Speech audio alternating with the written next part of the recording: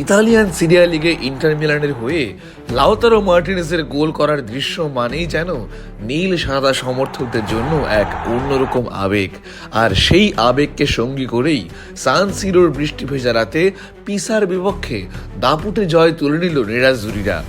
শুক্রবার রাতে ঘরের মাঠে শুরুতে 2 গোলে পিছিয়ে পড়েও শেষ পর্যন্ত পিসাকে 6-2 ব্যবধানে বিধ্বস্ত করেছে ইন্টার মিলান। ম্যাচের শুরুটা ছিল নাটকীয়তায় ঠাসা। 11 মিনিটে ইন্টার গোলরক্ষক ইয়ান সোমারের এক মারাত্মক ভুলে স্তেফানো মোরেও প্রায় 35 গজ দূর থেকে চিপ শটে গোল করে পিসাকে এগিয়ে দেন।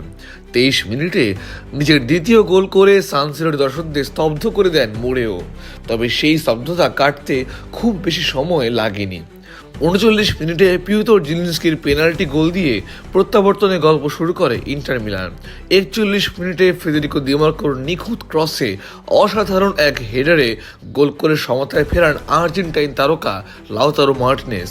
প্রথমার্ধের অতিরিক্ত সময়ে ফ্রান্সিসকো পিও এসপোজিটোর গোলে লিড নিয়ে বিরতিতে যায় স্বাগতিকরা।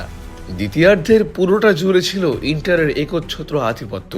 পিসার রক্ষণভাগকে ব্যতিব্যস্ত রেখে ম্যাচের শেষ দিকে আরও 3 গোল করে গোল বন্যা বইয়ে দেয় ইন্টারের খেলোয়াড়রা।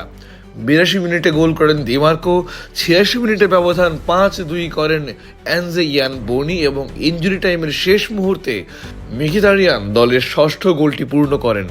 পরিসংখ্যান অনুযায়ী ম্যাচের 69% সময় বল দখলে রাখা ইন্টার মোট 27টি শট নেয়, যার মধ্যে 11টিই ছিল লক্ষ্যে। এই বিশাল জয়ের পর 22 ম্যাচে 52 পয়েন্ট নিয়ে সিরিয়া টেবিলের শীর্ষে অবস্থান করছে ইন্টার মিলান। চির প্রতিদ্বন্দ্বী এসি মিলানের চেয়ে এখন তারা 6 পয়েন্ট এগিয়ে রইল।